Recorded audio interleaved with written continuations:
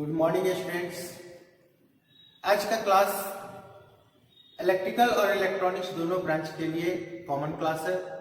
इस क्लास में हम लोग मैग्नेटिक इफेक्ट के कुछ वैसे एग्जाम्पल्स के बारे में डिस्कशन करने वाले हैं जो एग्जाम्पल हम लोग के डे टू डे लाइफ में देखने के लिए मिलता है। डे टू डे जो लाइफ में जो हम लोग अनुभव करते हैं उसमें पहला है इलेक्ट्रिक बेल, बजर, सेकेंड है बजर, थर्ड है मैग्नेटिक रिले और फोर्थ है हम लोग का क्लच। हम लोग वन बाय वन सभी स्टेप्स का आज की क्लास में डिस्कशन करेंगे।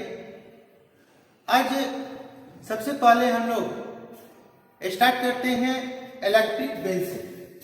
यहाँ जो ये फिगर आपको शो किया गया है फिगर नंबर 1 और इसको हम लोग दे देते हैं फिगर नंबर 2। फिगर नंबर 1 जो हम लोग का है वो इलेक्ट्रिक बेल का फिगर है।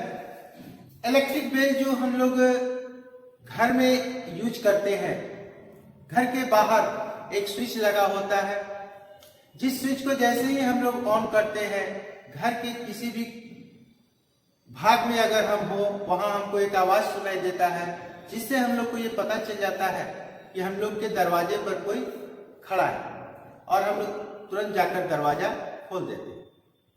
इलेक्ट्रिक बेल दो तरह के होते हैं, एक इलेक्ट्रिक बेल और एक इलेक्ट्रॉनिक्स बेल। आज जो अभी जो सर्किट्स हम लोग शेयर कर रहे हैं जिसके बारे में हम लोग पढ़ रहे हैं ये है इलेक्ट्रिक बेल। नेक्स्ट क्लास में हम आपको इलेक्ट्रॉनिक्स बेल के कुछ सर्किट शेयर करेंगे। इलेक्ट्रिक बेल जो आज हम लोग पढ़ रहे हैं इलेक्ट्रिक बेल, उस बेल में यह बेल दो प्रकार का होता है, डीसी से चलने वाला और एसी से चलने वाला। लेकिन इलेक्ट्रिक बेल प्रायः एसी से चलने वाला ही हम लोग प्रयोग करते हैं, जिसमें मुख्य रूप से एक कोर होता है और कोर आयरन का कोर होता है और उस आयरन के कोर के ऊपर हम लोग एक क्वाइल को लपेटे हुए होते हैं, क्वाइल को टर्न किए हुए होते हैं। जैसा कि यहाँ पर आप देख रहे हैं ये एक कोर है और ये उसके ऊपर क्वाइल लपेटा हुआ है। क्वाइल का दो टर्मिनल है, एक टर्मिनल को हम लोग बेल स्विच पर, एक टर्मिनल को हम लोग मेन सप्लाई के एक टर्मिनल से कनेक्ट कर देते हैं और क्वाइल के दूसरे टर्मिनल को हम लोग इस कनेक्टिंग के द्वारा इससे होता हुआ और इस एडजस्टमेंट स्क्रू की सहायता से ये परिपथ आपको बेल स्विच पर पहुंचता है और बेल स्विच का दूसरा सिरा जो है हम लोग मेन सप्लाई से कनेक्ट किए हुए हैं। जब तक हम लोग इस स्विच को ऑन नहीं करते हैं, यहाँ पर हम लोग पुश बटन स्विच ऑन करते हैं, क्योंकि पुश बटन स्विच यूज करने का मुख्य उद्देश्य यह है कि जब तक हम लोग स्विच को पुश करेंगे उतने समय तक ही क्वाइल में करंट प्रवाहित हो। जैसे ही स्विच को ऑफ करेंगे, स्विच से हाथ को हटाएंगे, क्वाइल में सप्लाई मिलना बंद हो जाएगा, जिससे हम लोग का क्वाइल सुरक्षित रहता है।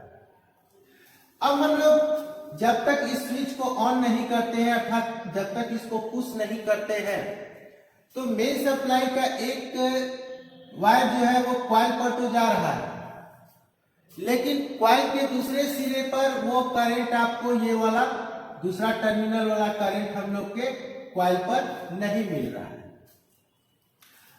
जिसके कारण घंटी से कोई आवाज नहीं मिलती। जैसे ही हम लोग पुश बटन स्विच को ऑन करते हैं, मेन सप्लाई का एक तार तो यहाँ पर क्वाइल पर मिल ही रहा है।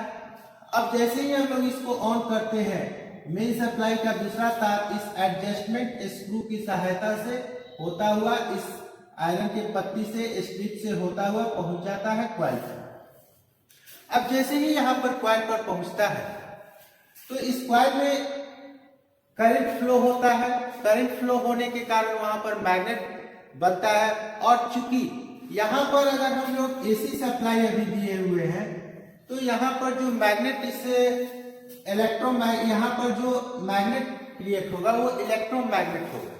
इलेक्ट्रोमैग्नेट और वो भी इलेक्ट्रोमैग्नेट उस प्रकार का होगा जो परिवर्तनशील होगा, क्योंकि एसी हमेशा हम लोग का करंट जो होता है एसी का वो हमेशा अपना मान को चेंज करते हुए चलता है। फिर 1 सेकेंड में एसी 50 बार पॉजिटिव हाफ साइकिल और 50 बार निगेटिव हाफ साइकिल का अपना अक्ष पूरा करता है, जिसके कारण यहाँ पर जो मैग्नेट हम लोग का उत्पन्न होगा, इस मैग्नेट का नॉर्थ पोल और साउथ पोल, उत्तरी ध्रुव और दक्षिणी ध्रुव 50 बार चेंज करेगा, 50 बार अल्टरनेट होगा, जिसके कारण ये पत्ती, लोहे का जो पत्ती है, ये पत्ती इस चुंबक के तरफ आकर्षित होगा अर्थात अट्रैक्ट होगा और रिपल्स होगा अर्थात विकर्षित होगा।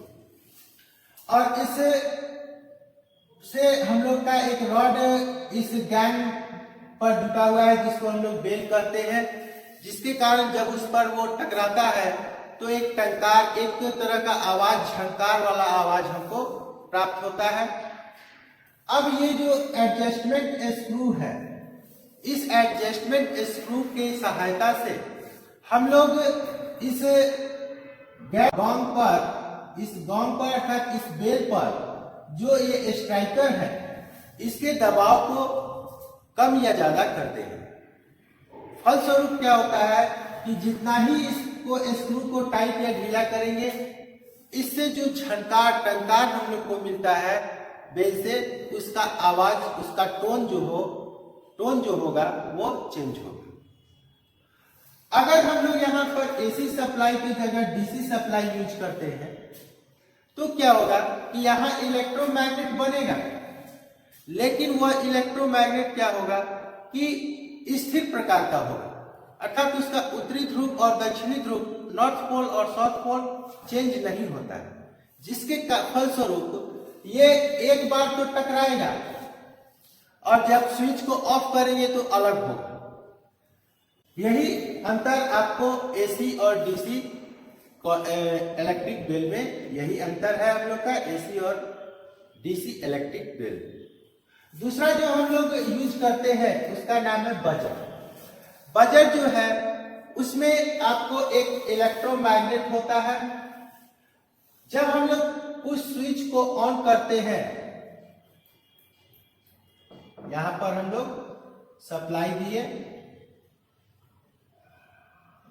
ए बी, जब हम लोग इसमें सप्लाई देते हैं तो एक सिरा तो इस कॉइल पर हम लोग को पहुंच रहा है, लेकिन दूसरा सिरा इस स्विच से होकर कॉइल पर पहुंच रहा है। फलस्वरूप क्या होगा कि जब हम लोग का ये बेल स्विच हम लोग ऑन करेंगे तो इसके दूसरे सिरे पर सप्लाई मिलेगा और यहाँ पर इलेक्ट्रोमैग्नेट क्रिएट होगा। और यह इलेक्ट्रोमैग्नेट क्या होगा कि इस एक आयरन रॉड को अपने तरफ आकर्षित और विकर्षित करेगा, अट्रैक्ट और रिपल करेगा। फलस्वरूप यहाँ पर एक आवाज हमको प्राप्त होता है, गूंज का आवाज प्राप्त होता है। फलस्वरूप हमको यहाँ पर एक गूंज का आवाज प्राप्त होता है।